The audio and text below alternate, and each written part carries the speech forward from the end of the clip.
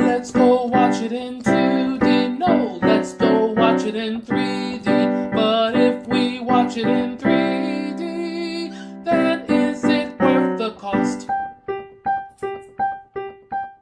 We have to be ready. You, me, the others. There's an attack coming from far away. Not coming, Bruce. It's already here.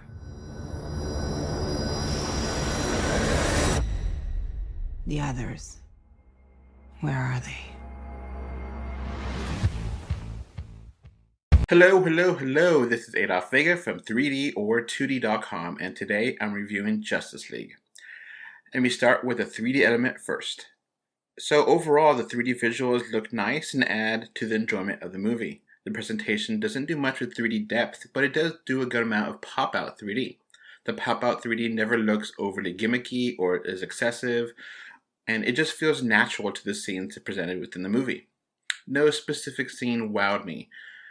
Nothing was really memorable with the 3D. It's just overall pretty good.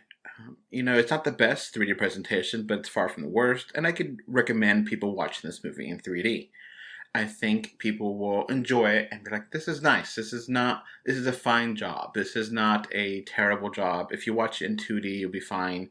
If you watch it, this is not the best. But overall, I'm going to give this a final verdict of good 3D.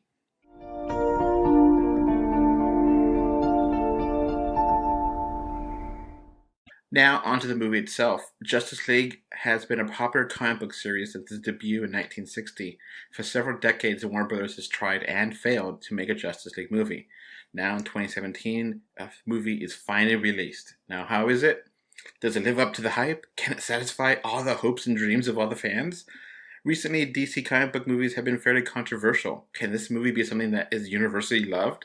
Well, we'll see. So, Justice League is the latest of the DC Extended Universe comics movies, and it is a sequel to both Wonder Woman and Batman v Superman: Dawn of Justice. The movie takes place after the events of Batman v Superman. The movie starts as Batman and Wonder Woman are trying to find and assemble a team of superpowered humans to try to fight against an alien invasion. The alien invasion is from the character of Steppenwolf, who is the conqueror of worlds. Can this League of Superheroes set aside the differences and successfully stop the invasion? The main storyline of Justice League is fairly straightforward and goes by pretty quickly. The movie itself is the first movie that we've seen, live action, full, budget, huge movie with Aquaman, The Flash, and Cyborg. These characters have never ever been in a live action movie, and they're pretty much big fan favorites. And this movie does them well. I really like how these different characters are presented on screen. Aquaman is pretty formidable and charming. The Flash is pretty funny, and Cyborg, he grows into his character. He doesn't really know how to start things off, and he doesn't feel comfortable in his own skin, and that's understandable. Overall, I do like the character dynamic, and they do have good chemistry together. I do like these scenes with how they work together. I like especially Flash and Cyborg. They have a good camaraderie together, and there's some dialogue between Batman and Wonder Woman that I actually really enjoyed. The comic relief of the Flash I thought was pretty good. There was some times where I didn't like it, but I do think that they work for younger audiences, and for Cyborg and Flash are both the younger characters on screen, so they have a good rapport with one another, and it makes sense. Now, there's a lot of minor characters in this movie, and at times it feels overstuffed, but overall, I do enjoy the characters. Unfortunately, what I did not enjoy was the worst aspect of the movie, which is Steppenwolf. Steppenwolf is a very generic alien invader and a weak main villain. In fairness to the movie, I never liked the character of Steppenwolf. Even in the comics, I found him to be largely forgettable. Steppenwolf is just a mid-boss to the major villain, which is Darkseid. Darkseid is one of the DC Comics' best villains, and Steppenwolf is just kind of a stepping stone to get to that point. So I just don't care. I don't care about his plot to try to take over the world, that he wants to take over everything. He goes to many locations around the world, but I don't really feel that the whole world is in danger. Like, I feel that Zod was more dangerous in Man of Steel than Steppenwolf is in this movie. Maybe they got to him before he could become, all powerful, but I feel like he's just not menacing, and this doesn't have the same scale as I would like for a main villain. The few lines of dialogue he has just is okay, but he's largely forgettable.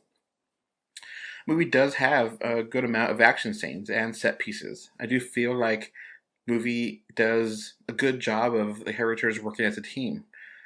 It doesn't do well enough with highlighting specific powers and abilities of each of the characters, however. Flash is fast, yes, everyone knows that. But he could do a lot more, and then they actually show within this movie.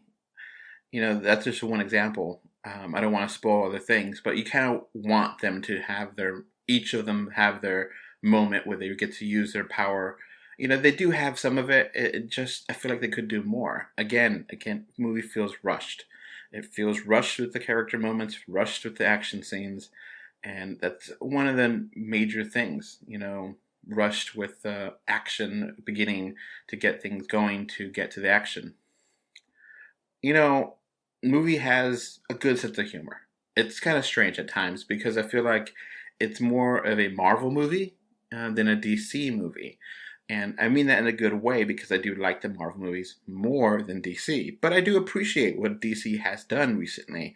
And I do like those movies. I do like the darker, more gritty tones of the DC movies lately. Even though I disagree with some of it, I can appreciate it. And I feel like this is kind of like a marriage of the two. Where it feels like, some of the style of DC and some of the characters, the bigger characters of DC are here, and some of the comedy and levity of the Marvel movies are here. The Flash is a pretty light character and funny in general, and I think this movie version plays it up a little too much. Aquaman has some excellent timing, comedic timing, and is much funnier than I expected him to be. He has a good presence on screen. Some of the humor works well, but other times it just kind of feels off. It's hard to describe in words. It just feels a little off, like it doesn't really belong in this DC movie. But the tone is just kind of all over the place at times, where sometimes it's supposed to be funny, sometimes it's supposed to be, serious, and sometimes it doesn't really fit with where things were before. Now, this is obviously a connection to how the movie was made, which I won't get into right now because that's not important to the actual aspect of it. But it does feel a little chunky. I do have problems with this movie. I'm not going to deny that. I think anyone could see problems with this movie, but I still enjoyed it. I still had a lot of fun. I still enjoyed myself, and that's the main reason I go see movies. Yes, it was rushed. Yes, the comedy it can be cringeworthy at times, but overall, I liked it. I liked this movie, and I don't care what people think. I liked it. I think it was fun. I enjoyed myself regardless of the issues I had with the movie. Look, there's imperfections, obviously, but I do have more hope and more optimism for future DC movies. I think with Justice League, they kind of get some things right, some things wrong, but I kind of hope and feel like they could build upon what they got right, and they could move forward. Wonder Woman I thought was a better movie, but I think this works as a good team setup movie, and I look forward to more movies in DC. I feel like they're getting a good balance, and, I look forward to how new directors and how they could find ways to make it work. So overall, I do like it. I had problems with it. Obviously, it's not perfect, but I enjoyed it. So I'm going to give this a final score of an 8 out of 10. That's going to be it for me. Thanks for listening. Bye.